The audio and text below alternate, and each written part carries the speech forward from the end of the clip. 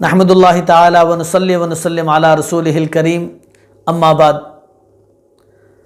मेरे मोहतरम सामिईन व नाज़रीन, जैसा कि आपको बखूबी इल्म है कि मैं इस चैनल पर आपके पूछे गए ख्वाबों की ताबीरात के हवाले से हाज़िर होता हूँ। तो अगर आप भी मुझसे अपने ख्वाब की ताबीर पूछना चाहते हैं तो मेरा ये व्हाट्सएप नंबर स्क्रीन पर चल रहा है, इसको नोट फरमा लें और वॉइस मैसेज के ज़रिए अपने ख्वाब की ताबीर आप पूछ सकते हैं। और मेरा और आपका साथ देर तक इस चैनल पर बना रहे, इसके लिए आपको मुझे सपोर्ट करना होगा। और सपोर्ट करने की जो अहम ज़रूरत है, मेरे चैनल को सब्सक्राइब भी फरमाएं और बेल आइकन के बटन को भी दबा दें, ताकि मेरी हर आने वाली वीडियो आप तक पहुंचती रहे और मेरा और आपका साथ बना रहे। चलते हैं आज के ख्वाब की तरफ।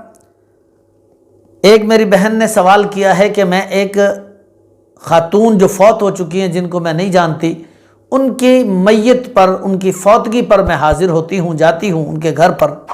तो जब उस खातून को नहलाने और कफनाने के बाद, कफन देने के बाद चारपाई पर लिटा देते हैं, जब चारपाई उठाने लगते हैं तो वो उठकर बैठ जाती हैं, वो मुर्दा खातून।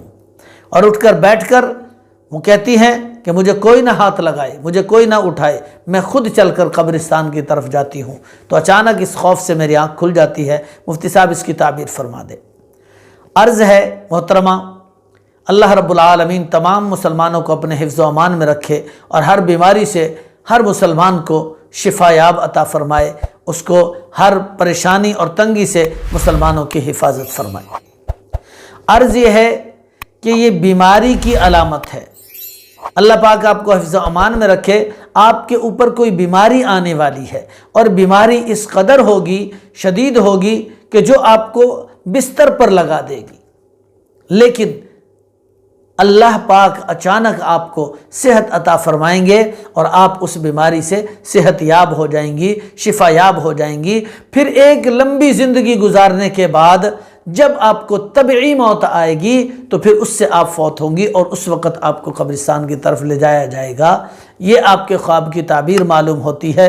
वल्लाहु आलम बिस्सवाब। अस्सलामु अलैकुम व रहमतुल्लाहि व बरकातुहू।